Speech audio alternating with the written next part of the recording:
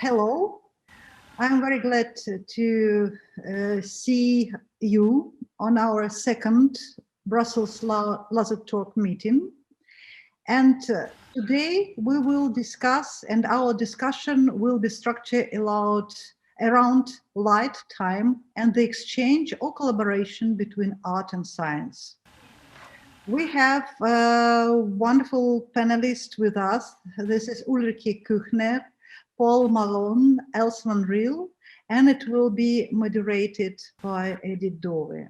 I would like to say a few words about Laser Talks, because Laser Talks was founded in 2008 and now has more than 47 sites around the world. Leonardo, the International Society for the Arts, Sciences and Technology Laser Talks are a program of international gathering that bring artists, scientists, humanists and technologists together for informal presentation, performances and conversation with the wider public. The mission of the laser is to encourage contribution to the cultural environment of a region by fostering interdisciplinary dialogues and opportunity for community building. First of all, I would like to introduce to you the moderator of this discussion, Dr. Edith Doove. She's a curator, writer, and researcher, specially interested in notion of emergence and contingency, cross and transdisciplinary collaboration. She is a postdoctoral advisor for the trans-technology research and at Plymouth University, and she attended her PhD in November 2017. She is a regular contributor to Leonardo Reviews since 2010. With the Bureau Doove, which she started in 2014, Edith continued to develop a unique, bespoke way of collaborating, working with, for, and alongside artists and researchers. And Edith also, she is collaborating with the Brussels Laser Talk on the constant base. Edith, please. Okay, thank you, Alexandra. Welcome to our second talk.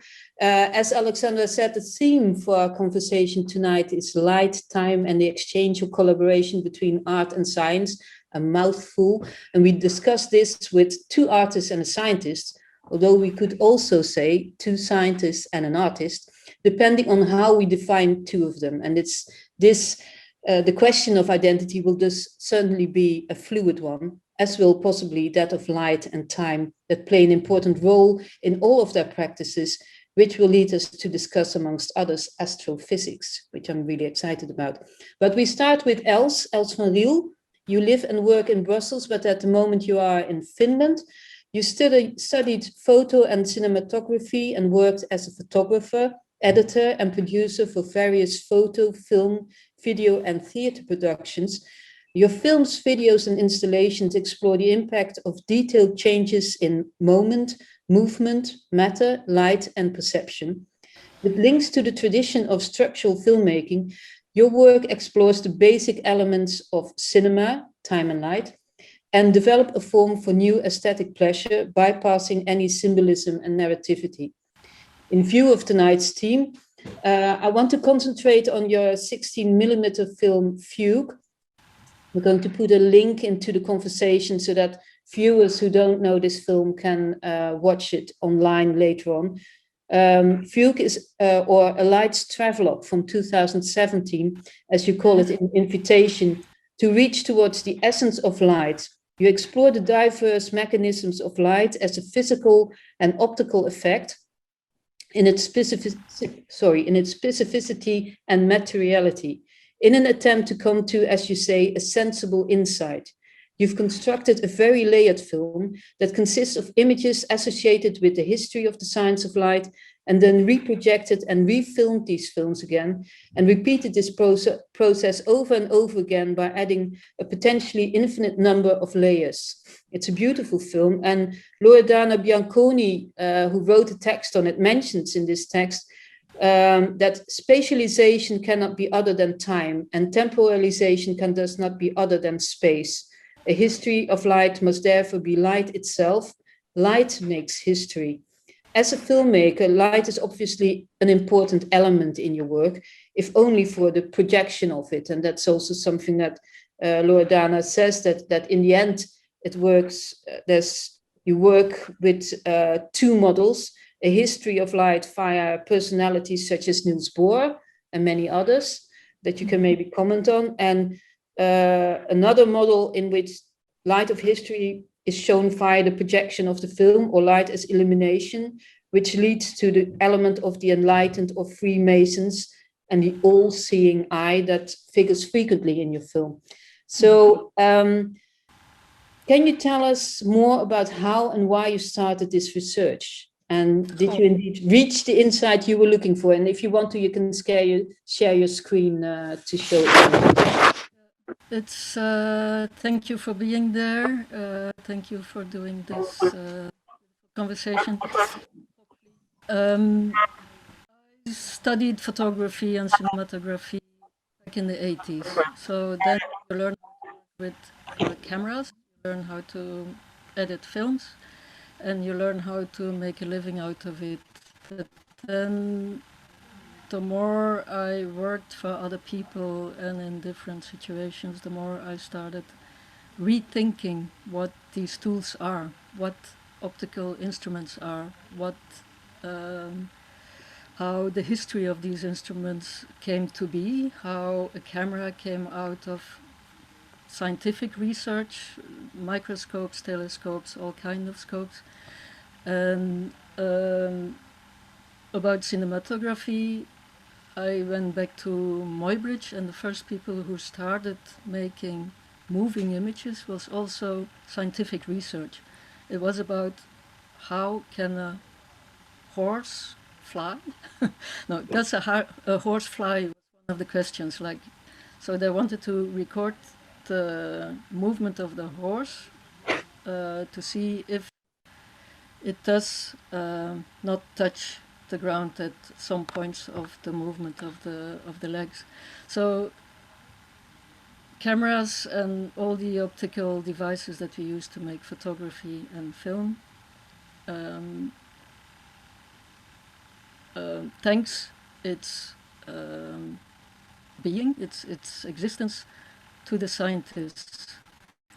And since I've been working with these tools, I still don't really understand what happens. There's still something that I would love to figure out, and many of my works, the previous works, are about this, about what is light, what is time, how can we really record time, what is a still picture, it's only a fraction of a second, images of 3 minutes, we take a piece of reality that is 3 minutes and we record it in order to do something with it, but before we can do something with it, we really have to be able to analyze it, to see what is actually happening in this image of a piece of reality.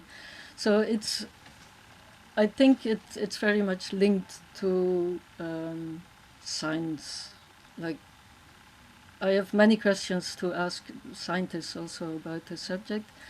One of the questions that I went for asking was, what is actually light? I went to some laboratory in Ghent where they make tools with light, but to use in the industry, in the medical industry or in different industry where they use laser lights to cut with. And they, when I asked what is light actually, they couldn't really answer me. I said, well, this is actually a question for philosophers. So I went to the philosophers and I asked, tell me, the scientists can't tell me what actually is light. Is it matter? Is it waves? Is it particles? Is it something in between? Is it something totally different? What is it actually? They said, but this is a question for the scientists. So there's still not really an answer to what light is. And I would love, before I die, have an answer. It doesn't give you an answer. It's still ongoing research. I'm sorry? The film is an ongoing research, even though it's finished in 2017. For you, it's an ongoing research. Because at that point I thought, if I go and research a little bit the history of this science on light, like the past centuries, when people started analyzing how light reflects, how it diffuses, how it makes us see, how we cannot see light. We only see light that it reflects on something. Like back to the Greeks, then there was Alhazen in Iraq and in Egypt, who started noting and making big books on how light really moves. Newton read it all in his books, actually, and then went a step further with it, and then everything, all the scientists that have been working with energy and light and have been comparing other kinds of energies and waves with light, to come in the end maybe to one beautiful formula who would be able to tell us what light is, but we are still not there, I think. Or I didn't think about it. So for the film, I have been reading and collecting images and knowledge. I have been filming it on film. I projected some editings of this film on a screen. I refilmed it and I added new layers of time on this projection that I refilmed. I had this film developed, it came back, I projected this film again with new layers on top.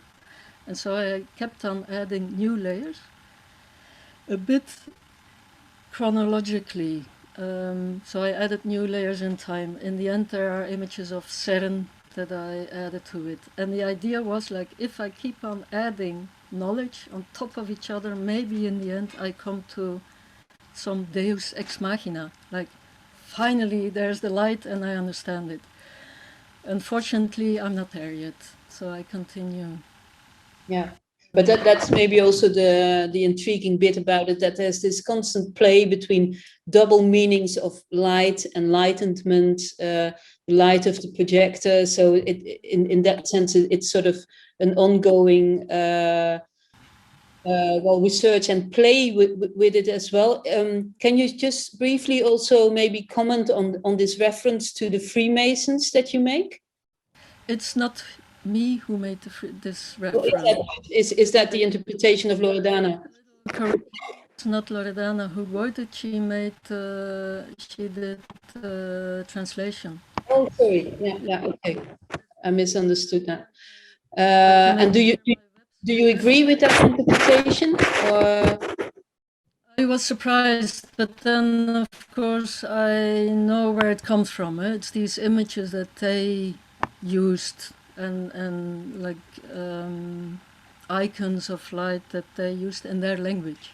And I find it, I'm always troubled with people who group themselves and claim some knowledge for their own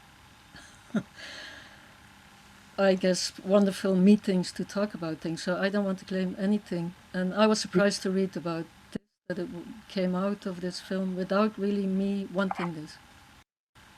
Yeah, I think Paul has a question, but maybe we can leave that. Would it be possible to leave that to the end, Paul? But so hold that thought, I would say. Thank you, Els. I highly recommend to watch your film. So for the viewers in the conversation, you find the link and the password. So it's on Vimeo and it's 28 minutes, if I'm correct. So my page website here, I put it there to where you can read this text in French that was written in Italian by someone. Okay, thank you, Els.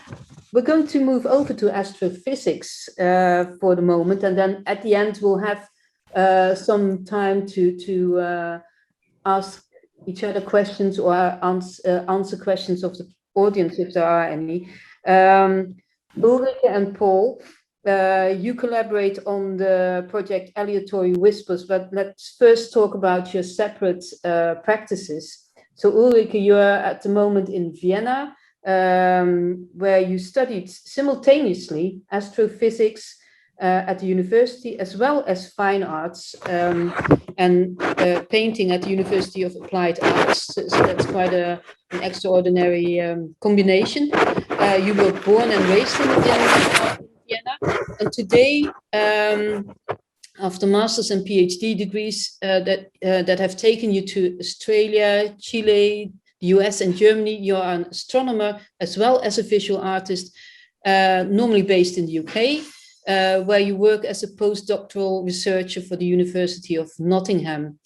In your scientific research, you study how mass is assembled in the universe and how galaxies form and evolve over their lifetime.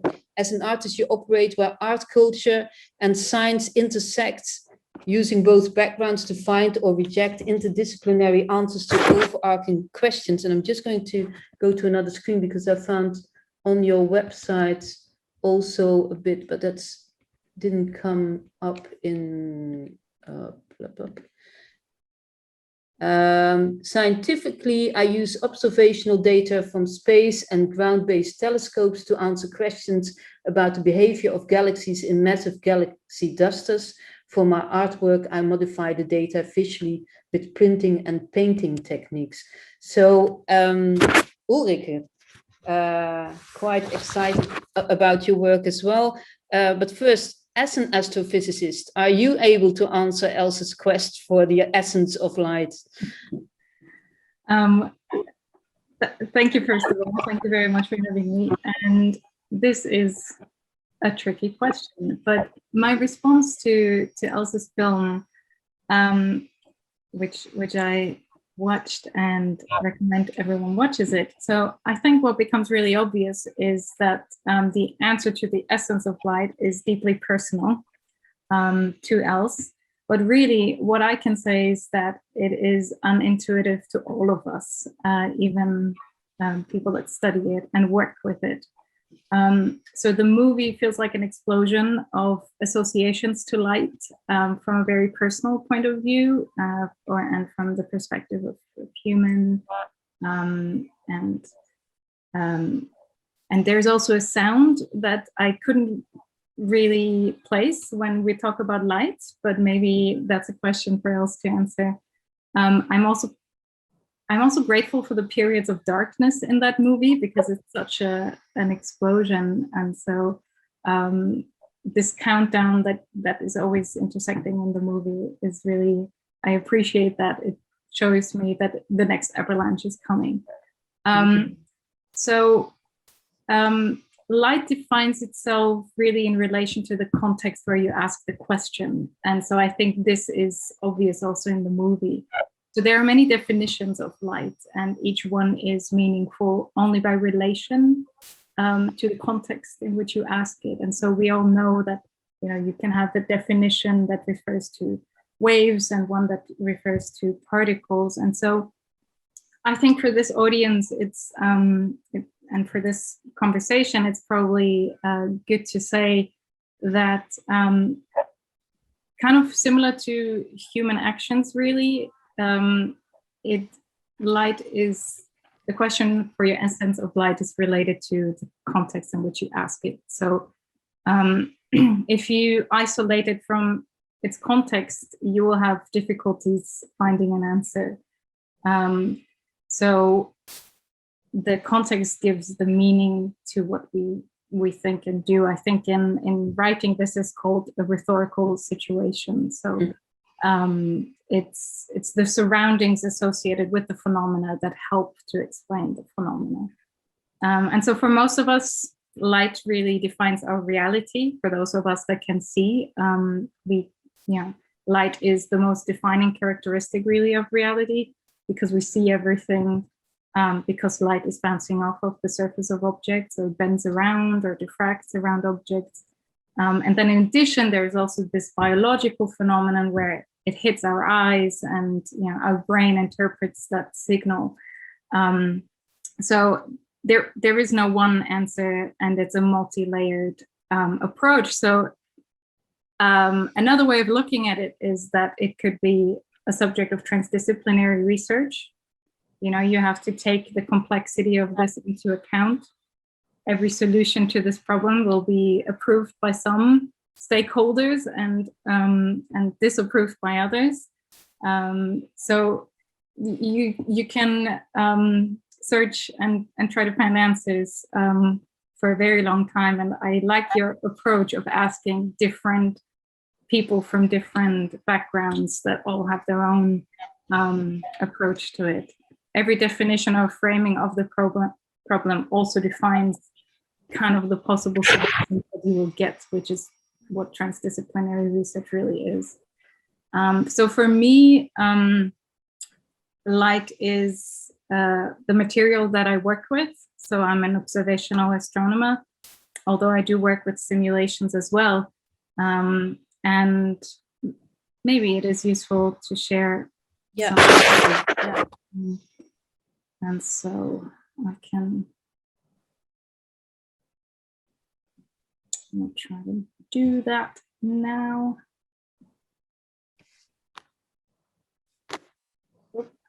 Can you see full screen? Yeah, absolutely. Yeah. Good. And it is going forward? Yep. Good. This is just an image of basically summarizing what you said. Top is me as an astronomer. I was super happy first time to go visit the Very Large Telescope at Chile. And the images that I took there also, or that I helped with, also made it into artwork, which you see at the bottom. So I was doing these things at the same time, and they kind of helped one another. But so here is really, the material that I work with. And astronomy is pretty amazing in the sense that it has the ability to inspire the people. And, everyone sees that light and understands to search, or that this is a way of searching for your own place, your own beginning or creation. And that is very unique. Even that answer, that search for your own sense in this cosmic insignificance here that is so big. So everyone can experience the night sky. It's free and accessible to all of us. And that is because the light reaches us. And these impartial stars that send out that light, we can interpret in our own ways. So this is also the main driver for me to why I got interested in astronomy. And really, I study galaxies, so this is a beautiful example. And I always have to think of Vera Rubin, one of astronomy's most innovative individuals, who said, I sometimes ask myself whether I would be studying galaxies if they were ugly. And it's just, they're just so beautiful, the light that reaches us.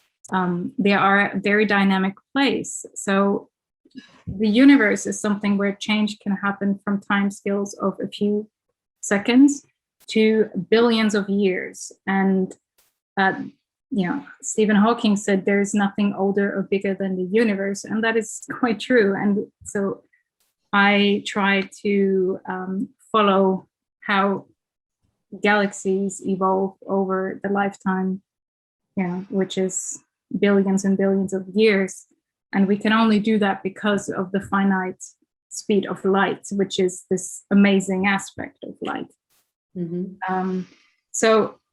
This is one of these heroic images from Hubble that, there's an exposure time of 22 days. Imagine having your camera open for that long and staring at a very empty patch of sky. And then what comes out are thousands and thousands of galaxies that our eyes cannot see because our eyes cannot expose for that amount of time. But every blob here, except for that's a star in our own galaxy, that's one. But the rest of it, we just, we're surrounded by an unmeasurable number of galaxies, each hosting millions of stars. And the changes here happen on timescales that are not compatible to the lifetimes of humans or the whole existence of the human race. So the solution is to connect the finite speed of light to the huge number of galaxies that are present. And so then we can collect all of them, you know, and do statistics with them, because we can see at different time steps, you know, many versions of different kind of galaxies. And so currently I study, and this is the connection to Paul as well, how galaxies in the universe or matter, visible and non-visible, so dark and baryonic, organize themselves, and they kind of look like a spider web. And so if you just zoom out completely and have this calming perspective of the whole cosmic web, as we call it, this is what how matter and light with it organizes itself. So this, of course, is too big a question to comprehend with just science. I do it in science, so I concentrate on areas that are called galaxy clusters, where thousands of galaxies then are accreted and are connected, because over time this web becomes, you know, the dense regions in the universe become denser and denser by gravity. And so what happens to the galaxies as they fall into these dense knots in the cosmic web, that's basically my research at the moment. Mm-hmm. So as a scientist, it looks kind of like this. So there's a scientific paper then, and I use simulations to answer these questions, and they look like this. And as an artist, I can go completely different ways and take approaches and methods that are more personal and subjective. Because really the idea that we can stand back and behold nature at a distance, you know, is something that's an illusion. That's what the philosopher Bruno Latour said. So the objectivity that we always connect to science kind of breaks out in art. So for you, it's actually really, well, feels like a necessity to have both views to tackle the question that you're approaching, both the scientific one and the artistic one, if they can actually really be divided, because you are a person who really connects them in a very specific kind of way, I feel. Well, yeah, I mean, I have a lot of questions when I see an image like this. I have a lot of questions, and some are answered through disciplinary methods of astronomy or astrophysics, and others I want to experience, and that you can do best through art. And can you take the outcomes that you get through art into science?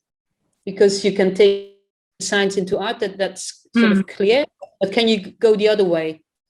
Are your fellow scientists open to that?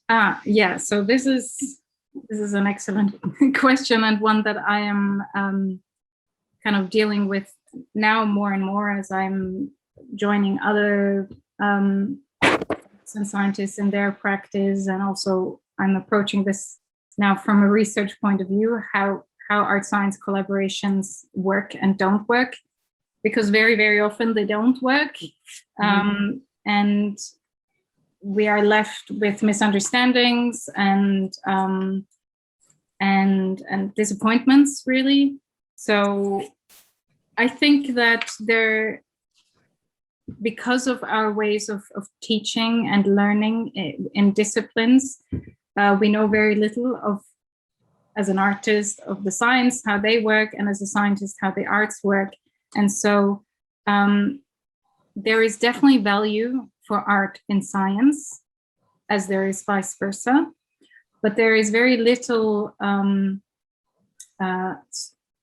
structured collaboration that allows for that. And for that, you need a lot of time, translation back and forth, understanding how the other discipline operates, basically. And people do things for emotional reasons, not for scientific reasons. And so if this is understood, I think there is a huge potential then for the value of art in science as well.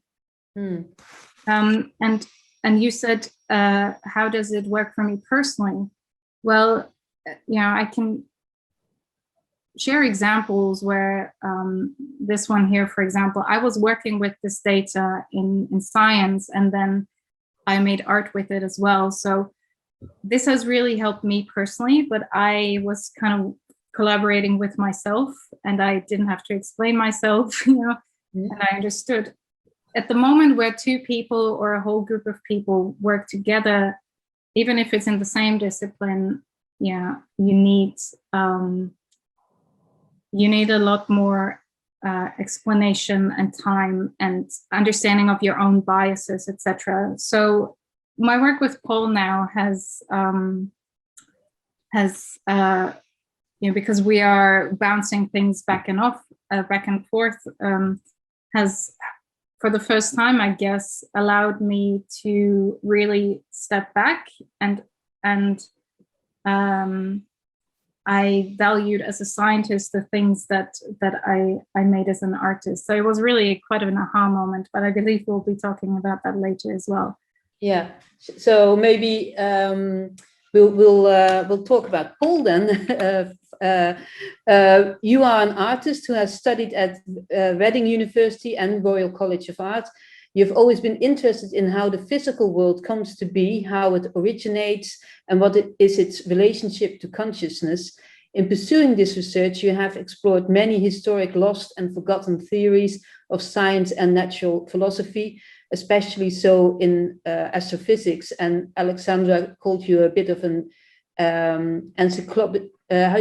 How did you say it, Alexandra? No. Oh. Well, I'm always saying that Paul, he's some kind of the really person who knows everything, like in encyclopedical knowledge. And so just if you would like to ask some question, I ask Paul. So he's answering better than me. Well, that counts as an introduction, I would say. Often these early theories can be repurposed with contemporary data to resolve otherwise intractable problems with the current paradigm. The artworks you create use these concepts as source material, and it's often intriguing how this process assists in the visual understanding of those phenomena. And you're currently researching theories from the pre-Einstein era in relation to the phenomenon we call the sun, as I found it in a text that you have on your website. This object is one of the most easily observed of all those in astronomy, and yet it still presents some of the deepest and manifest mysteries with human understanding. So can you tell us more about this research and its outcomes? Yes, thank you for the introduction. Yes, it's say that, but yes, it's something I've, you know, ever since a child, my father taught me about astronomy. He was in the RIEL, so we taught me about that. So it's always been an abiding interest, as well as the art. So I've been trying to sort of put the two things together, really, in terms of the understanding of the world that I see around me. And I tend to describe it more like natural philosophy rather than science, because it doesn't really follow the methodology of science. You know, it more follows the art thing. And well, I've got a short presentation here. It's only 8 slides. It might actually cover some of the ground that I've been going over and relate to different scientific theories. Now, I mean, the internet's been such a wonderful thing, really. In the 70s, you had to go to the library and get a book and read, or maybe science magazines and do things. But now you can follow threads, lines through theories and things, and it's quite intriguing, really. So if I just start up the screen. Mm-hmm. Oops.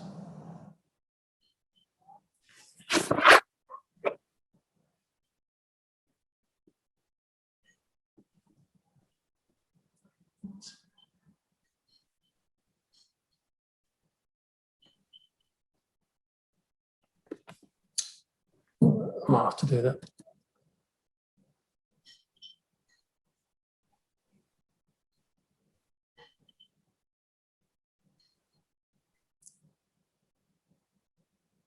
Doesn't seem.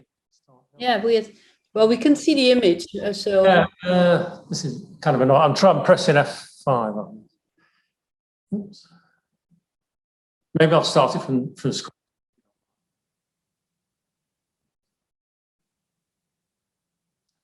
As always, it worked when we tried. You try.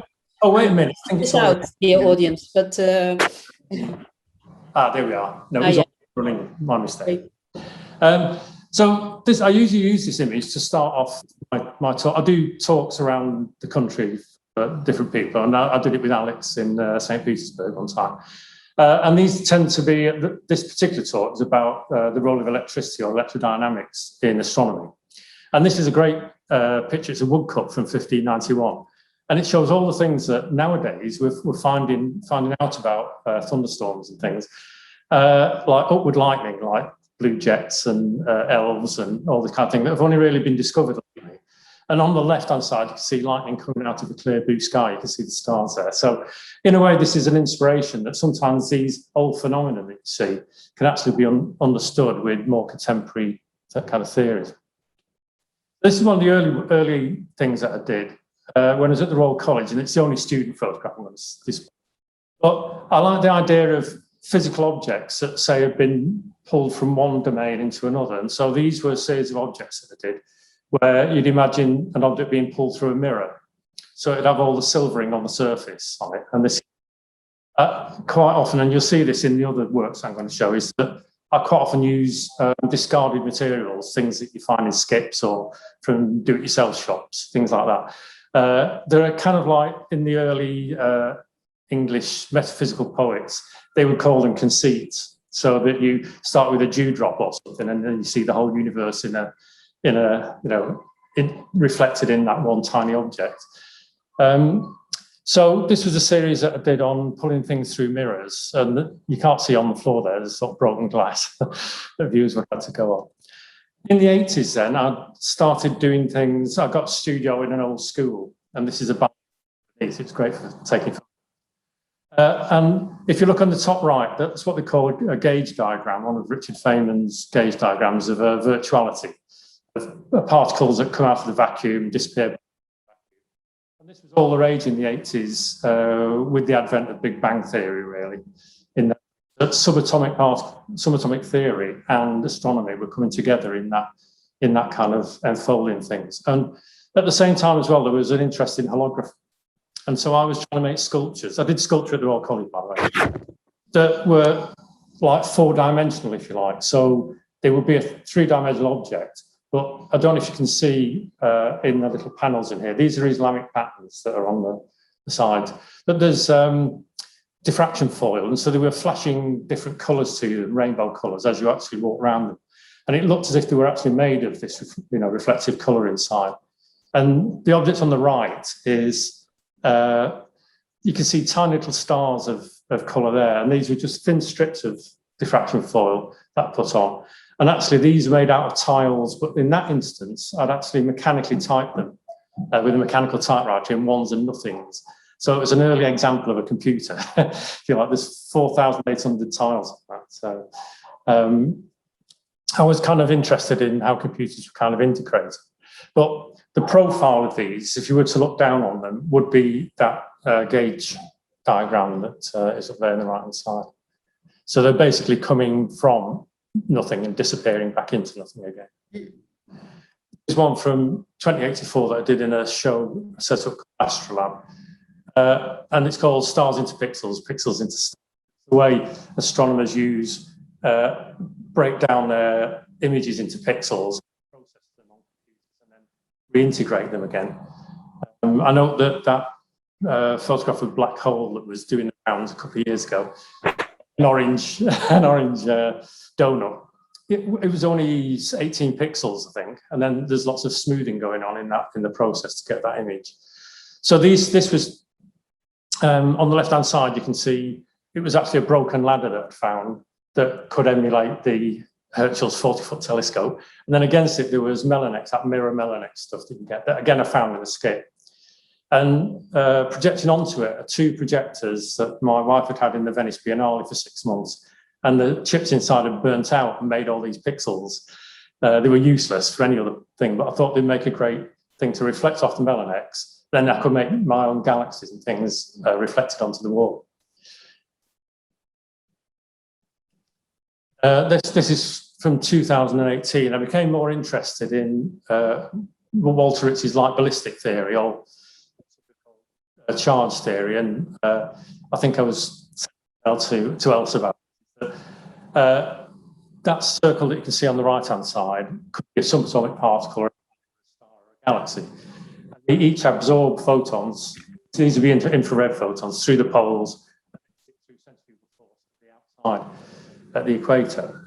So I was trying to recreate that in these columns. Now these blue columns are plastic roofing sheet from the DIY store that are rolled round into a cylinder, and then I was using it to project on waves. There were waves crashing onto a beach, and so they would be rising and falling. And I don't know if you can see at the bottom of the object, there are actually rings of light, and so they'd be rising and falling slowly. It was quite a meditative piece in that thing. And so I was trying to emulate the charge field coming out of the Earth, which has lots of wonderful properties to it. And as you can see on the diagram, it goes out and forms the ionosphere afterwards, or the Earth's electrical equatorial electrojet, that's what it's called. And it could also, the through charge on it, remember there's upside up photons going into the South Pole and upside down going into the top. This is because the sun's charge field is upside up, if you like, as is the galaxies. And so it predominates, and this generates the difference between red, green, and blue, and cyan, yellow, and magenta light. The red, green, blue is a lot more powerful than the other ones, and that's because the sun is actually driving it in a ratio of about 1 to 3 or 2 to 3 if you're going on the upside up. So there are lots of things that feed back into this, and it's a great shame that Walter Ritchie died of TB in 1909, because he was a colleague of Einstein's at the Zurich Polytechnic. And they were kind of against each other. You know? They had different ways of looking at how the world worked. And it was an interesting kind of paradigm, really, that they were both interested in. But of course, Ritchie died and Einstein went on to develop his theories. And at the moment, there are various people working with this. Miles Mathis does it in the States, but they're not in institutions in any way. You have to sort of dig around on the internet to find them. Anyway, also did some films, recent films, and they're only like movie shorts, and I'm just trying them out as sketches. Where I'm photographing either the dusk sky or the night sky, and you know the scintillation that happens within a camera. And it's deemed to be like a camera defect, and it may well be, but it could also be the charge field like impact going through the atmosphere, rather like the columns that you saw in the previous. So I'm just sort of playing around with some of these things and using stack filters on the movies to kind of enhance that effect, rather than trying to suppress it and smooth out, kind of enhancing it. And as Ulrike will probably note, there are one of the big problems in astronomy is signal to noise ratio. In other words, how do you extract a signal from a very noisy background? So I'm kind of intrigued by that within these movies that I've been doing. Another one that I did, this is at the Crypt Gallery in Bethnal Green in London, is I photographed, on the left are a sequence of stills from a movie I've made of the moon. It's a half moon, as you can see from the photograph. Then I'd heavily processed it to get not to block the moon out, eclipse the moon as it were, but the halo of light that surrounded the moon, then I made into this kind of gradation, but very defined gradation going out, rather like the ionosphere of the Earth. I mean, the ionosphere of the Earth has several layers to it going out, so it's called the Ionic Moon for that reason. And then in this exhibition, I projected it onto the underneath of the crypt ceiling there, which is, as you can see, it's got a brick kind of archway ceiling and things. And so this object then traversed right the way across through this underground space. And it was really, what was interested in this one, in terms of the scientific background to it, is the idea of an electrical double layer. In other words, if you have a electrically charged object and put it within a plasma, there's not smooth gradation of charge, voltage from the object through to its environment. It forms these, as it said, double layers, and I liken them to electrical waterfalls. So it's like stepwise transition from one charge through to another charge, to the environment charge. And that's a photograph of him there. He lived from, to the end 1880s through to 1957, and he won Nobel Prize for chemistry. So he was very active, sort of. Mm-hmm. And this is the last one that which was during the lockdown, that I set up. I curated a project just using the window at our gallery, the studio block. And this is just sheets of the golden foil, and the door has a kind of draft going through it, so it was gradually wafting in and out, and then there's a movie in the box of a sunspot, and again I processed this slightly, so it's more defined, and this relates back to what the sun is, and how it defines itself. There's a great mystery in that the sun is rotating, and yes, it's a perfect sphere to within 10 miles. And this has had astronomers scratching their head. I've been writing for 10 years to professors of astronomy. Could they explain this? And every now and again, something appears on Wikipedia, and then it gets taken down. But I mean, there was Ralph Jürgens there. You can see down at the bottom. He rephrased it. Is the photosphere the thing that you see at the top or the bottom of the phenomenon we call the sun? In other words, is the Earth orbiting inside the sun? But what's down below is a kind of mysterious object. And Woodward Warder, in his 1901, proposed this thing that, and in fact, if you go back further to Herschel in the late 1700s, the Astronomer Royal here in the UK, he thought that the photosphere was glowing clouds, and underneath there'd be fields and mountains and cows grazing in the fields, and rivers and things. And usually when I do my talk at this point, people's eyes swivel ceilingwards and I start heading for the door. But it's actually quite an interesting phenomenon that really, if you go back to Jürgens' theory, these are called, if you look at the sun, it's full of granulations. It looks like a pomegranate, basically. There's 4 million granulations over the surface. And these are well known to electrical engineers as anode tufts, they're called. And so they're rather like little balls floating maybe several thousand miles above the surface of the sun. And when you get sunspot, you're actually looking down onto the physical surface of whatever the sun is. And there's been very little, they call the umbra of sunspots, and you get umbral flashes in there. And there's been very little research done on what's actually down through these sunspots. And of course, the sun blinds you in a way to what's going on down there. But essentially, it can be spherical because it really doesn't weigh anything. It's not orbiting in the same kind of mass rotation equivalence as what a physical body like the Earth would be. So it's a kind of an interesting paradigm, really, and it's something that's not really been explored. But anyway, I'll sign off. I think that's the last one. Yeah, I'll sign off the thing.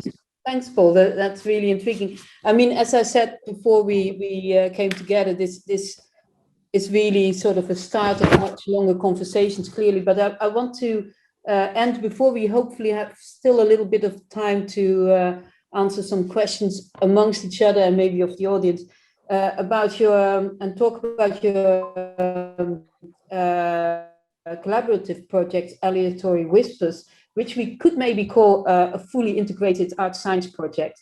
And on the dedicated website, I read starting points include Paul's photographs of spiderwebs or Ulrike's simulations from dark matter in dense regions of the universe, which you've shown us and have sort of a comparison to these spiderwebs. Treated equally, Ulrike and Paul are free to explore methods detached from the context of their intended disciplines.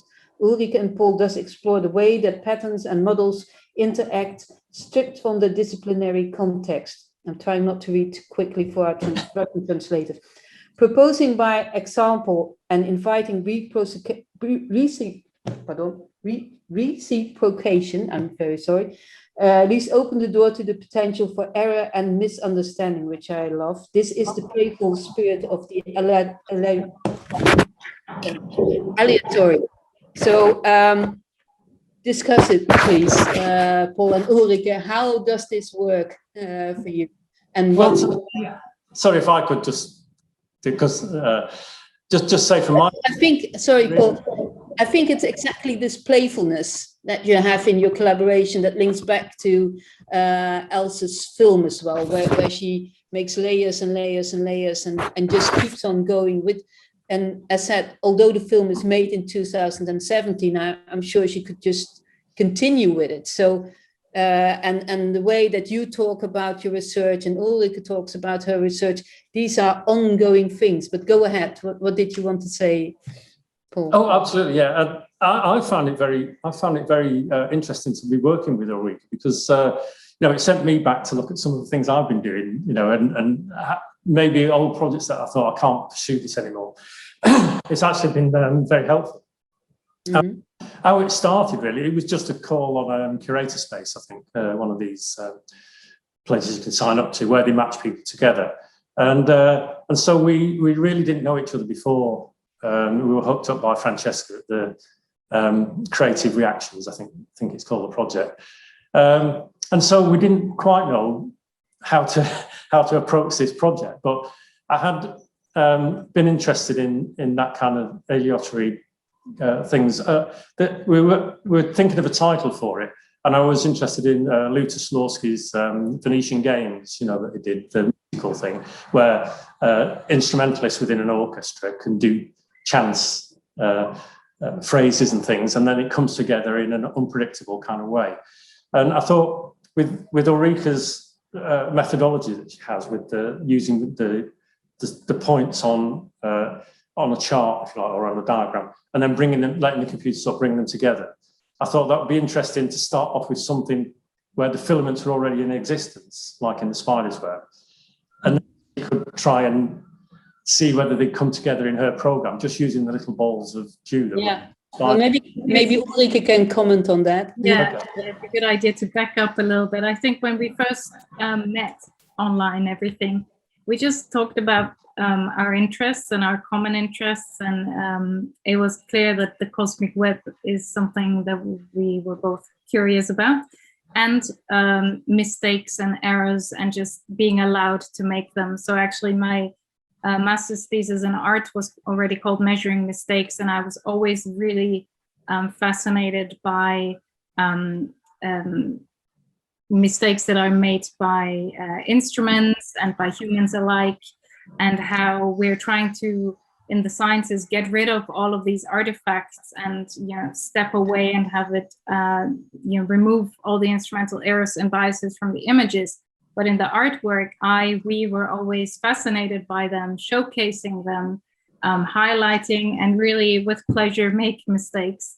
And at the same time, so Paul mentioned these games of bouncing things back and forth. And I was kind of frustrated by some art science collaborations and the asymmetry of expectations. And I really wanted also that we have equal say in everything. So our ideas were, and I'm going to share again, some images so you can see what we're talking about. Here.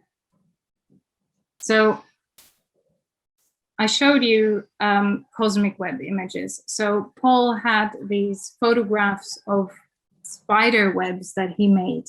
So we started with an image of the spider web and an image of a simulation of the cosmic web. And then I started to identify sources in them as if they were galaxies. So with the programs that I use to extract sources, so whatever stands above that noise that Paul was mentioning. And then I was trying to connect them through filaments. So just in the same way as I would do with the simulated or the real universe. And I ran into problems that I hadn't known before and I didn't understand. And just stepping back from the context of the science helped me. So that's what I was alluding for before. I could concentrate on the method without having a wanted outcome. So kind of that was round one. This is how I visualized it. I gave it back to Paul. Paul did his magic and filters and things and created this. don't know, Paul, if you want to say anything about these. So that's okay. Yeah, I think what started to come into my mind at this point was that Ulrike was doing the thing and put it into her model, doing the points and things like this, and trying to reach a kind of understanding of that through the scientific method. And what I felt my role started to become is I was nature again, trying to remake the universe from her data that she was actually putting in. It wasn't quite formed in my mind in that context, but it was beginning to grow, that kind of idea.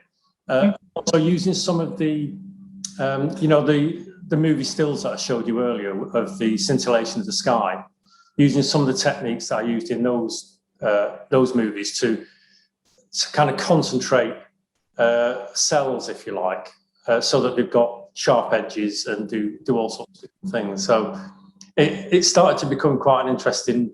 Yeah. Came back to me then. So sorry. Sometimes Ulrike will give me sequences of photographs, and so I would make a movie out of them where they'd blend one into the other, and then do stills from the movie.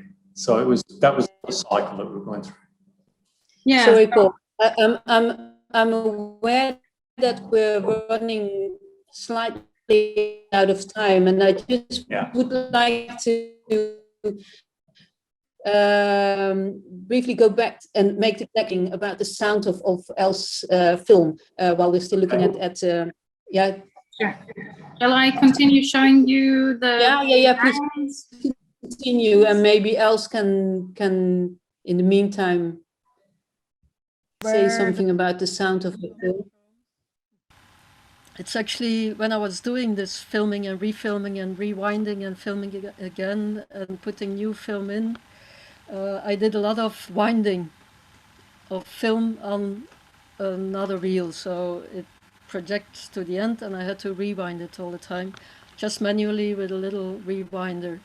And the sound of it being part of the working process, so I couldn't do anything else but this sound, using these kind of sounds to put on the soundtrack in the end, mixed with a friend's hurdy-gurdy, which is also just strings touching a wooden wheel, and she would play it, but then the recordings that we didn't really use the strings, but we used film and other materials to get to some kind of a physical sound that could maybe be heard in the universe or something. And then in the end, when I realized that I was not going to go to the big light, I thought then I make a song and I end the film by putting up, make someone sing some lines that I took from scientific simple texts in honor of all the scientists that have been working past centuries on trying to figure out what light actually is. Yeah, I feel that this is really beautiful as sort of an ending while we watch the images of the Alliatori Whispers project, where things are handed over, sort of a ping-ponging between results and sort of ongoing movement. And it's I don't know if there's any questions that you want to, or comments that you will want to make. We have about 2 minutes left. So, Ulrike, did you still want to say something about I mean, yeah, when we first got together, we were speaking for an hour and discussing things which we didn't have any time to get into. That's why laser talks always overrun, I guess. Yeah, exactly. But so much of what both Els and what Paul said, I recognize, and including the optical instruments, what they are and what they see. I wrote that down during Elsa's talk. Analyze the reality that comes through optical instruments. I mean, this is exactly what I'm doing in both art and science. This is exactly what Paul is interested in as well. So there's so much overlap. And, you know, interaction with art and science is both challenging, but really rewarding as well. I feel like there is so much that we can benefit from it, and that we need to recognize that it's very difficult speaking to each other, you know, recognizing and understanding and being open to the questions that we have. And all of this, I think, always in the sciences and in the arts start with reflection, and then it goes to an experience, and then it goes to action. And, you know, if you integrate this, what you feel you can do, if you know, and art helps with that. And so I feel like there's a huge unused potential for art and science collaborations, and I would love to continue with, you know, both Els and Paul, and have an infinite amount of time next to the normal job. Yeah, no, absolutely. I totally agree, and maybe this can also be a subject for, I don't know, an article in Leonardo to delve deeper into this, because I think the images that you showed, and where I had to cut you, unfortunately, but sort of talked for themselves as well. I would have liked to speak about them, or we both would have liked to. We'll have to do another one. We'll have to do a Laser Talks Light B or something like that.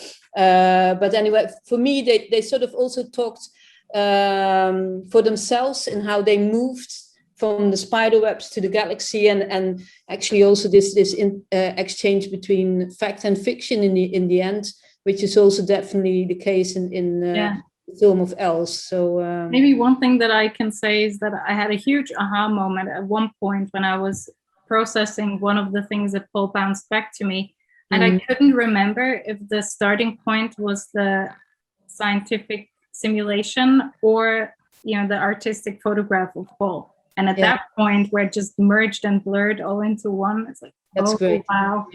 Well, where did it start? I don't remember.